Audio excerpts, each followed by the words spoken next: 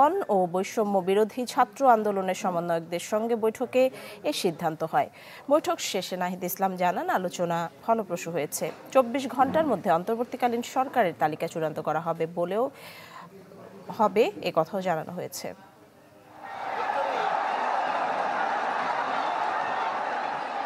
ছাত্র জনতার অভ্যুত্থানের মাধ্যমে শেখ হাসিনা সরকারের পতনের পর আলোচনায় অন্তর্বর্তীকালীন সরকার ব্যবস্থা। বর্তমান পরিস্থিতি বাস্তবতায় নতুন সরকারের রূপরেখা চূড়ান্ত করতে সন্ধ্যায় বঙ্গভবনে যান বৈষম্য বিরোধী ছাত্র আন্দোলনের 13 সদস্য। বৈঠকে বসেন রাষ্ট্রপতি মোহাম্মদ শাহাবুদ্দিন ও 3 বাহিনীর প্রধানের সাথে।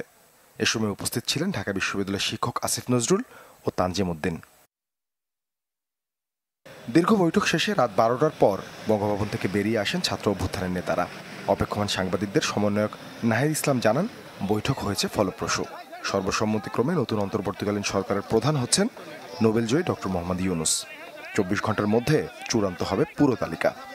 ছাত্র নাগরিক অভ্যুত্থানকারীদের পক্ষ থেকে যেই সরকার প্রস্তাব করা হবে, সেই প্রস্তাবিত সরকারই চূড়ান্ত অন্তর্বর্তীকালীন সরকার হবে, সেই নিশ্চয়তা আমরা আজকে বঙ্গভবন থেকে পেয়েছি। আমরা প্রাথমিকভাবে আমাদের অন্তর্বর্তীকালীন সরকারের জন্য সরকারের প্রধান উপদেষ্টা হিসেবে সর্বজন গ্রহণযোগ্য নোবেল পুরস্কার বিজয়ী আন্তর্জাতিক খ্যাতিসম্পন্ন ব্যক্তিত্ব ডক্টর মোহাম্মদ ইউনূসের নাম প্রস্তাব করেছিলাম। আহ্বান জানান, চলমান নৈরাজ্য ঠেকাতে দ্রুত নিতে হবে কার্যকর পদক্ষেপ। লুটপাট বন্ধ ও সংখ্যালঘু সম্প্রদায়ের নিরাপত্তা নিশ্চিতে ছাত্র সমাজকে থাকতে হবে সতর্ক।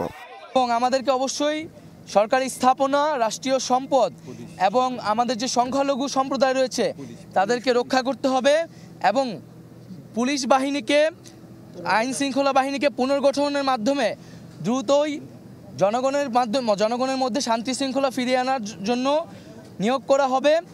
এবং ছাত্র নাগরিকরা যে আজকেও ঢাকা শহরে ট্রাফিকের দায়িত্ব নিয়েছেন, এটি মন্দির পাহারা দিচ্ছেন, এটিকে সবাই প্রশংসা করেছেন এবং দেশের আইন শৃঙ্খলা বাহিনী ফিরে আসা না পর্যন্ত আমাদেরকে সবাইকে সতর্ক থাকতে হবে। জনগণের আস্থা ফেরাতে আইন শৃঙ্খলা বাহিনীকে ঢেলে সাজানোর আহ্বানও জানান তারা।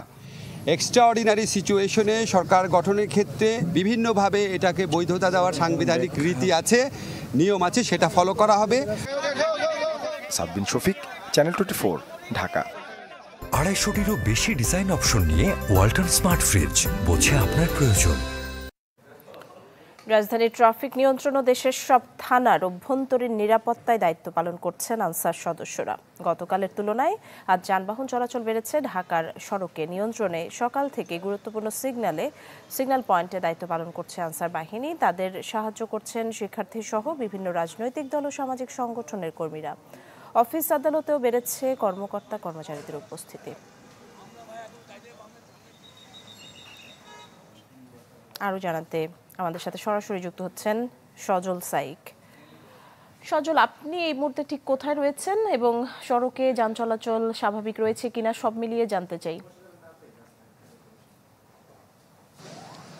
নিশি, আমি এখন দাঁড়িয়ে আছি রাজধানীর সায়েন্স ল্যাব এলাকাতে। এখানে কিন্তু সকাল থেকে কিন্তু আমরা বিভিন্ন সড়ক ঘুরে কিন্তু আমরা যে জিনিসটি দেখতে পেয়েছি যে সকালে কিন্তু যান চলাচল কিছুটা কম ছিল, তবে বেলা বাড়ার সাথে সাথে কিন্তু যানবাহনের সংখ্যাও বেড়েছে। সেক্ষেত্রে কিন্তু গণপরিবহনের সংখ্যাও বেড়েছে এবং রিক্সা এবং সিএনজির সংখ্যা কিন্তু প্রচুর পরিমাণে রয়েছে রাস্তায়।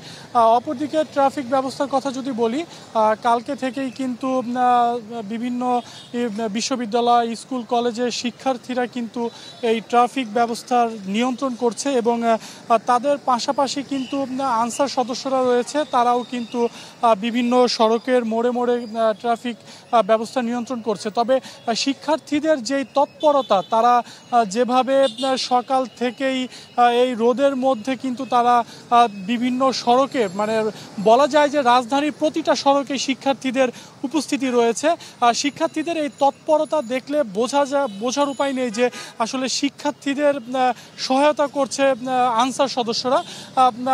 আমি যেই শিক্ষার্থীদের সাথে কথা বলেছি, তারা যেটি বলছে যে যেহেতু ট্রাফিক পুলিশ নেই রাস্তায় এখন, অতএব ট্রাফিক ব্যবস্থা ভেঙে পড়ার মতো মতো অবস্থা, বিভিন্ন রাস্তায় যানজট সৃষ্টি হয়েছিল। এর পরিপ্রেক্ষিতেই কিন্তু তারা স্বইচ্ছায় এই দায়িত্বটি তুলে নেয় এবং তারা বিনা পারিশ্রমিক কিন্তু তারা এই ট্রাফিকের দায়িত্বটি পালন করছে। সেক্ষেত্রে বিভিন্ন ইউনিভার্সিটি, বিভিন্ন কলেজের শিক্ষার্থীরা রয়েছে রাস্তায়। তারা বলছে যতদিন পর্যন্ত না পরিপূর্ণভাবে ট্রাফিক পুলিশ এই দায়িত্বটি নিবে ততদিন পর্যন্ত তারা রাস্তায় থাকবে। নিশি, অনেক ধন্যবাদ সজল সাইক। দর্শক, সায়েন্স ল্যাব থেকে আমাদের সাথে যুক্ত হয়েছিলেন সজল সাইক। গ্রি এসি, এতে আছে অ্যান্টিব্যাকটেরিয়াল ফিল্টার। এর ইনভার্টার টেকনোলজি বিদ্যুৎ খরচ বাঁচায়, তাই বিশ্বের 1 নম্বর এসি নির্মাতা গ্রি। এদিকে শঙ্কা কাটিয়ে শুরু হয়েছে উৎপাদনমুখী কলকারখানার কার্যক্রম। ঢাকা ও আশপাশের এলাকায় খুলেছে বিভিন্ন শিল্প প্রতিষ্ঠান। চট্টগ্রামে শুরু হয়েছে কার্যক্রম, তবে বড় পরিসরে এখনও কাজ শুরু হয়নি। ধারণা করা হচ্ছে শিগগিরই স্বাভাবিক হবে পরিস্থিতি। কোটা সংস্কার আন্দোলন ঘিরে উদ্ভূত পরিস্থিতিতে বন্ধ থাকে উৎপাদনমুখী কারখানা। কার্যক্রম প্রায় বন্ধ থাকায় কন্টেইনারের স্তূপ জমেছে চট্টগ্রাম বন্দরে।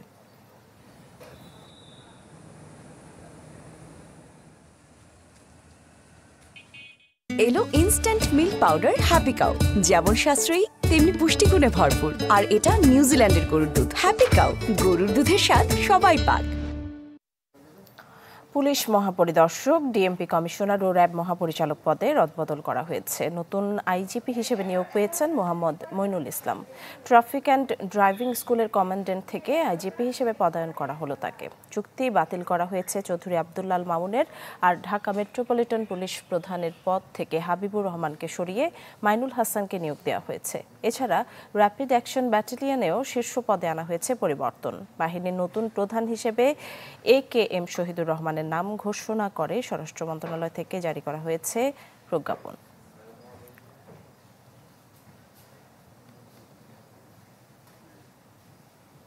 এখনো ভারতেই অবস্থান করছেন শেখ হাসিনা। আপাতত অন্য কোনো দেশে যাওয়ার চিন্তা নেই তার। জার্মান ভিত্তিক সংবাদ সংস্থা ডয়েচে ভেলেকে দেওয়া সাক্ষাৎকারে তথ্য জানিয়েছেন শেখ হাসিনার ছেলে সজীব ওয়াজেদ জয়। যুক্তরাষ্ট্রের ভিসা বাতিলের খবরকে গুজব বলে উড়িয়ে দেন তিনি। জানান, বঙ্গবন্ধু পরিবারের কেউ আর বাংলাদেশে রাজনীতি করবেন না। রাজনৈতিক দল হিসেবে আওয়ামী লীগের ভবিষ্যৎ নিয়ে শঙ্কাও জানান তিনি। পদত্যাগ করছেন এবং একটা সংবিধান অনুযায়ী যাতে একটা ট্রানজিশন, আমাদের সুশীল সমাজ তো অনেকদিন ধরেই চাচ্ছেন যে তিনি দেশ চালানোর একটা সুযোগ পাক।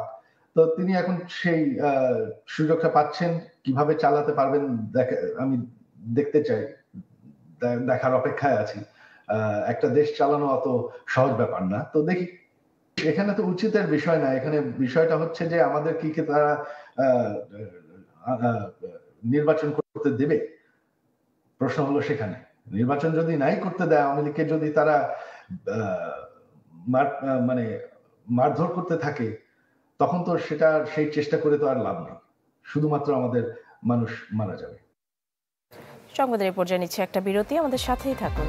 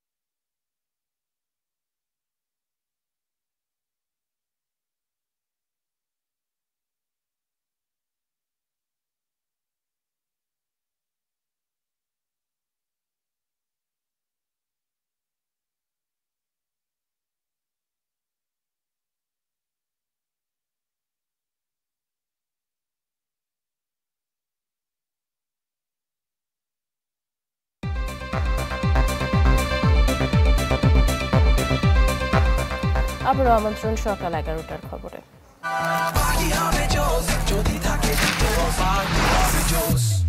পাপরিকা আর মেক্সিকান মশলার মাইন্ড ব্লাস্টিং ফ্লেভারের ডিটোস পার্টি হবে জোস যদি থাকে ডিটোস। দেশের বিভিন্ন স্থানে সড়কে যান চলাচল নিয়ন্ত্রণে কাজ করছে শিক্ষার্থীরা। আরও জানাতে গাজীপুর থেকে আমাদের সাথে সরাসরি যুক্ত হচ্ছেন রফিকুল ইসলাম খান।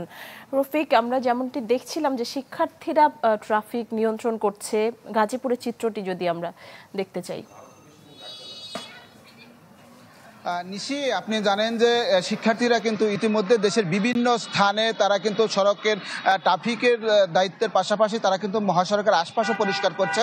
আমি এই মুহূর্তে রয়েছি আসলে গাজীপুরের মৌচাক এলাকায়, ঢাকা টাঙ্গাইল মহাসড়কের পাশে।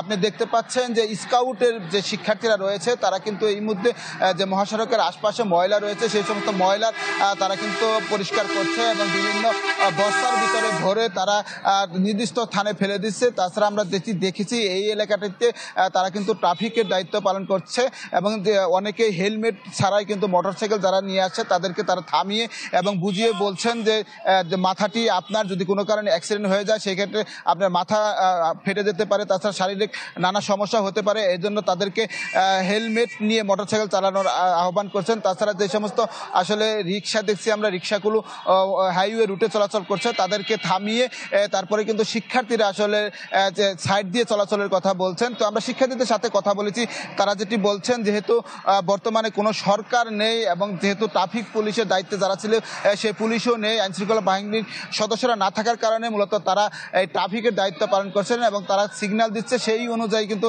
গাড়ি চলাচল করছে।